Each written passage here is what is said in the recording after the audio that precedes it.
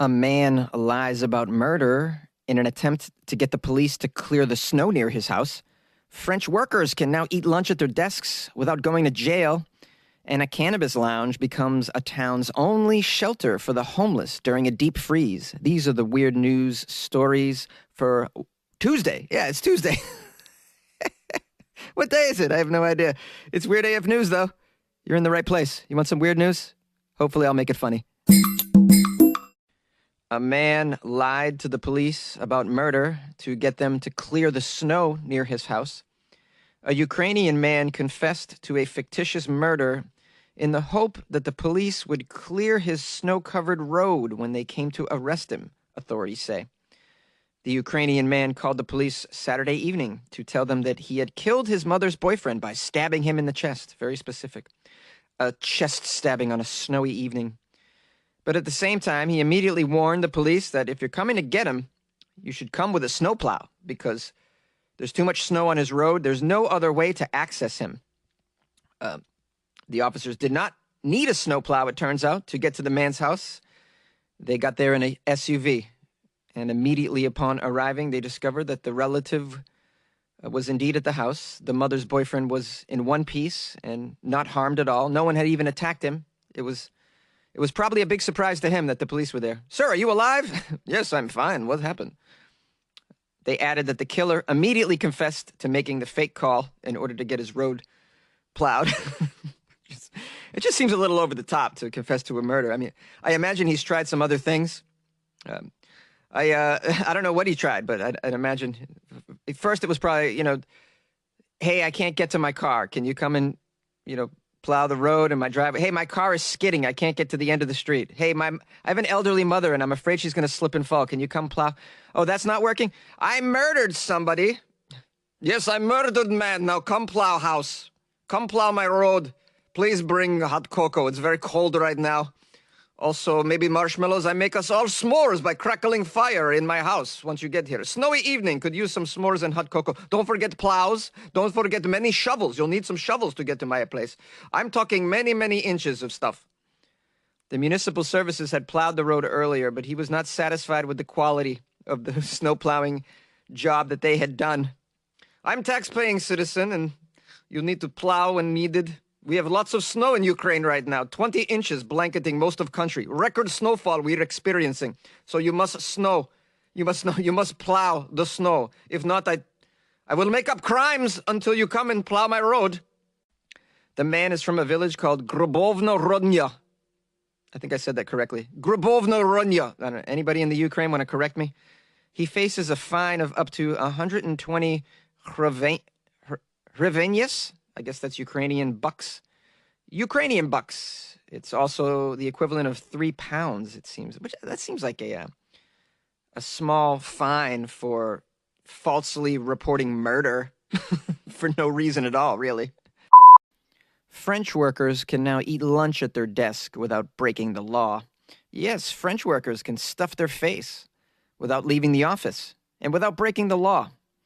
To help curb the spread of COVID-19, the country has suspended a long-standing prohibition on desk lunches, according to a government decree.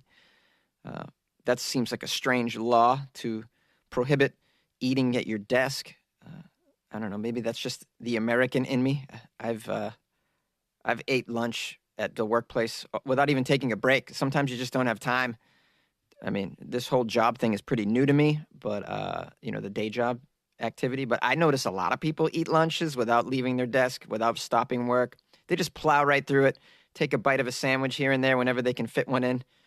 But it looks like the French they're like not about that. They're about taking a long lunch, it seems. The lunch break is called le pause déjeuner. Le pause déjeuner. It's long been considered sacrosanct in France until now. French labor code forbid employers from allowing workers to have their meals in the workplace, reflecting the importance of food and meals in their national culture. Yeah, it seems to me like the French probably don't even have a cafeteria in their workplace, right? They all leave to go get lunch. Let's find out how long the lunch is. I'm going to guess it's 2 hours, correct? Because the French are just known for not wanting to work.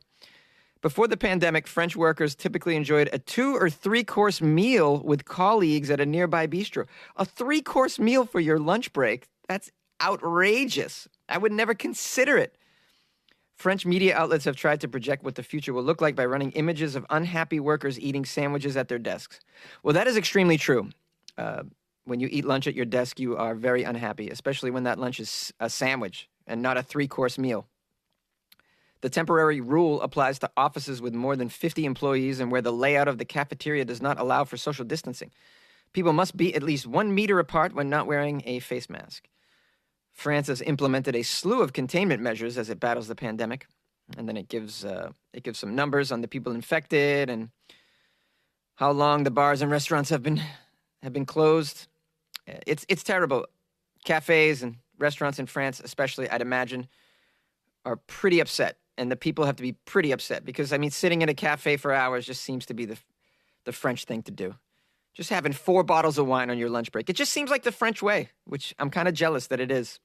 I wish my culture was so, I don't know, lazy. I just wish we were that lazy that we would just just leave work for 3 hours, have a bit of cognac, drink ourselves into a stupor, have a cigar, eat a steak, and then go back to work completely buzzed. And no one gets angry. Everybody else is totally buzzed as well. Your boss, the CEO, everybody's messed up from lunch, and no one says boo about it. That just seems like a great way to live, that lifestyle. And I'd imagine it's all going to go away temporarily. It's a damn shame. Now you guys can enjoy the thrill of eating a bag of potato chips in a cubicle, the way we do it in America. You like podcasts? You're listening to my podcast. Maybe you thought to yourself, I'd like to make a podcast. Too difficult. No, not with Anchor. Anchor has free creation tools that allow you to record and edit your podcast from your phone or your computer. Anchor distributes your podcast to Apple, Spotify, Stitcher, and more. They have advertising integration, so you can even make a little money off your podcast.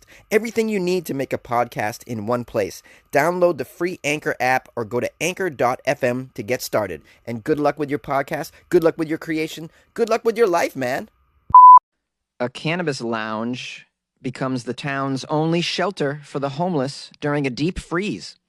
Faced with more than a week of sub-freezing temperatures, ice, several inches of snow, a marijuana lounge in Oklahoma has stepped up to serve as the town's only warming station and shelter service for the town's homeless population. It's called Bud's, B-U-D-Z Lounge on Main Street. Way to go, Bud's Lounge. Shout out to Bud's Lounge on Main Street. If you guys are going to buy some cannabis in Oklahoma, I don't know what city this is, but go to Bud's Lounge on Main Street for all of your marijuana and CBD needs. These people are stepping up and housing and saving lives, actually saving lives during a deep freeze. I'm wondering why the local government isn't helping these homeless people. This is just unacceptable behavior from government.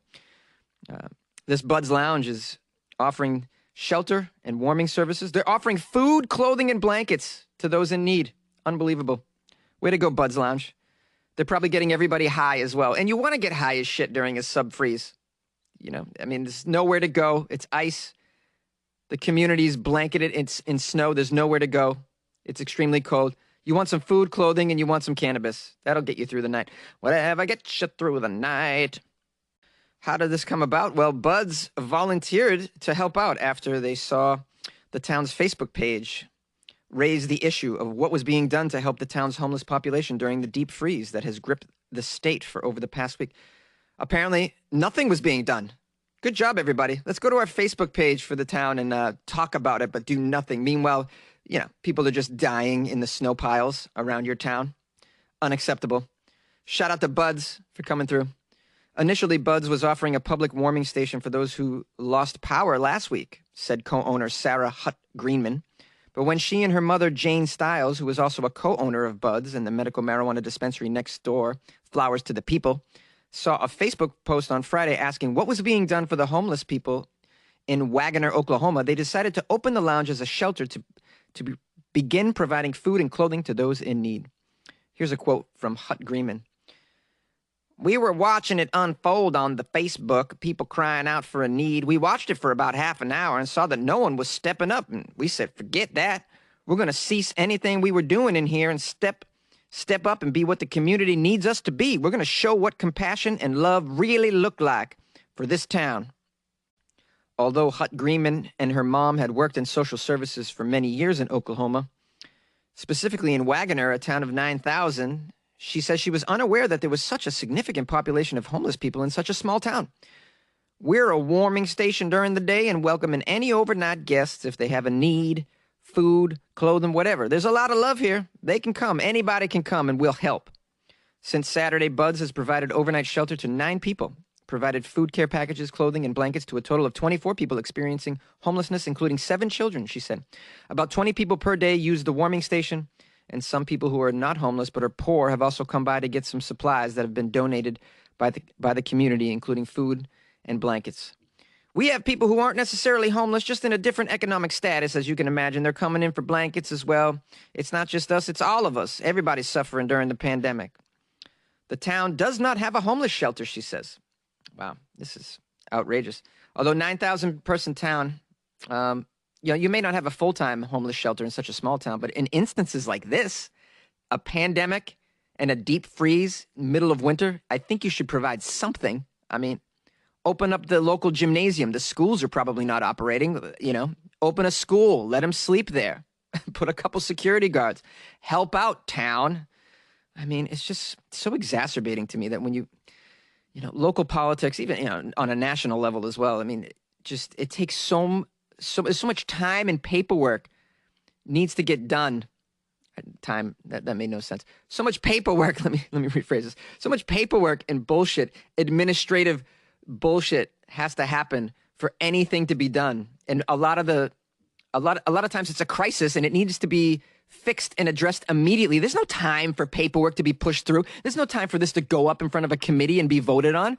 You're going to go and vote on an emergency homeless shelter during a deep freeze. By the time you guys approve the shit, 8 people are going to die because a week has gone by before it actually gets approved.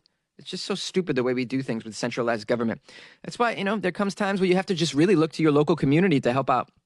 And you can't wait around for the mayor to sign some paperwork. You can't wait around for the city council to help out. You got to do it yourself. I love this story because it's not only weird, but it's encouraging. And it gives me, I just like to hear when the locals step up and they say, you know what, government, screw you. We're going to do it ourselves. We're going to help out our community. I just love this shit. And I like to imagine that all those homeless people, not only did they get blankets, but they got high, so high. I'm so grateful that you listened to the end of this episode of the Weird AF News podcast. I hope you enjoyed the stories. Thanks to everyone who sent them to me. I got an email from Karen about the story I did yesterday about the Karen support groups in Michigan. Thank you, Jonesy, for telling the world about the Karen support group. Finally, social justice is happening in this country. I'm now going to move to Michigan so I can join this Karen support group. I guess your podcast is a little useful after all, Jonesy. Even a broken clock is right once a day. See you in Michigan, Karen. That is one of the more hilarious emails that I've ever received. I appreciate that. Also got a message from Victoria. She wrote, Hi, Jonesy. Been listening for about 2 months. I found you on Google, and when I shut my alarm off in the morning, I get your voice full blast in my ear. That sounds like a nightmare, Victoria. I'm sorry about that. She says, at first I didn't know what to think, but after a few listens, you are now part of my morning routine. It reminds me of my mom taking me to school every morning when the radio show she listened to would play what they called the Bizarro File. That sounds pretty awesome. Is that like the X-Files? She says, I wish she was still here as she would get a kick out of it as well, meaning her mother. Thanks for all the weird news and hysterical commentary. It's refreshing since all the boring news is more COVID, death, and politics. I tell all my friends about your show. Never stop. Please. And thank you. You're a fan from Philly. Much love, Victoria. I got a fan from Philly? Wow, man, I never knew that. I want fans from Philly. They're hard to please. Yeah, Philly. People in Philly are very particular about their shit. They're very difficult to please. They get angry very easily. I mean, I'm only going by my experience with Philly sports fans, mostly, which I know a lot of. But I'd imagine that it bleeds into other areas of their entertainment. So you got to really step up your game if you're going to be loved by Philly people, for sure. And I'm so grateful that I have one fan from Philly. I never thought I'd have this many. So thank you, Victoria. And I really appreciate the message, too. That it means a lot that you took the time to actually write me. I loved it. Big shout out to you. And I hope you'll keep listening to Weird AF News. I got an email from someone named Nicole. She says, Jonesy, I've been a police officer for more than 25 years. Wow, this is fascinating. I never knew I had any police officer listeners. I've actually asked a few times on the show, anybody work for the police department? Nicole writes, I love your podcast. Your news is what we deal with every day. As to police arresting drunk people, well, we can't leave them alone to stumble into traffic, choke on their own vomit, or get washed out with the tide. Records would show we come across them and, hence are liable. When it comes to arresting drunks passing out in their cars, we used to have many options. Since drunks will wake up after a time and decide they're sober and drink off and kill someone. So we'd either arrest them for, I'm having a hard time with this. I think it means, okay, wake up after a time and decide they're sober and drink off and kill someone. I think you meant and drive off and kill someone, yeah. So we'd either arrest these drunk people for public intoxication, release them to a sober friend, take them to a Denny's if they were on the freeway or street, we'd tow their car. If they were passed out in a parking lot and parked somewhere safe, not in the middle of nowhere and not too drunk, throw their keys in a field. It would usually be quicker and easier for them to walk home or call. You throw their keys in a field? Really? I find that hard to believe. Now, with MAAD pushing for laws and policies, we can't let someone go that is passed out inside their car. We have to file the DUI charge. If not, we could get fired. The idea behind it is good, but does punish the person trying to do the right thing by sleeping it off. So it's on the politicians. Thanks, Nick. Yeah, it's on the politicians, of course. I don't blame you, Nick. This is, you guys are given protocol that's handed down from above. It's not your fault. You're doing the best you can. I know I bash police a lot on this show, and I tend to get emotional, and I'm really sorry about that. I shouldn't. I should be lighter on the police. I've just, in my experience, my experience has been different with the police. It's never. I just don't. All right, I'm not even going to get into it, but I'm just going to say. I have been hard on the police, and I should really lighten up. And I really appreciate you writing me, Nicole, and of course I appreciate your service. More than 25 years as a police officer. It is such a difficult job. It really is, and I feel bad that there's some bad apples that are giving the great officers like yourself sometimes a bad reputation. I hate to see that, but that seems to be the trend lately. But I'm grateful that you wrote me. And I hope you'll keep listening to the show. And if I ever have a police question, I'm just going to totally ask you. Because I cover a lot of weird crime, and I always have questions about how can this happen? Like, what is going on here? So, yeah, I'll reach out to you. And if anyone wants to reach out to me, you can on Gmail. On Gmail. Wow, I can't even talk today. It's funnyjones@gmail.com. Or you can go to my Instagram account @funnyjones. On Twitter, it's @funnyjones. On Facebook, it's Comedian Jones. You could just send me a message or call the show if you'd like, 646-450-2012. Thanks a lot.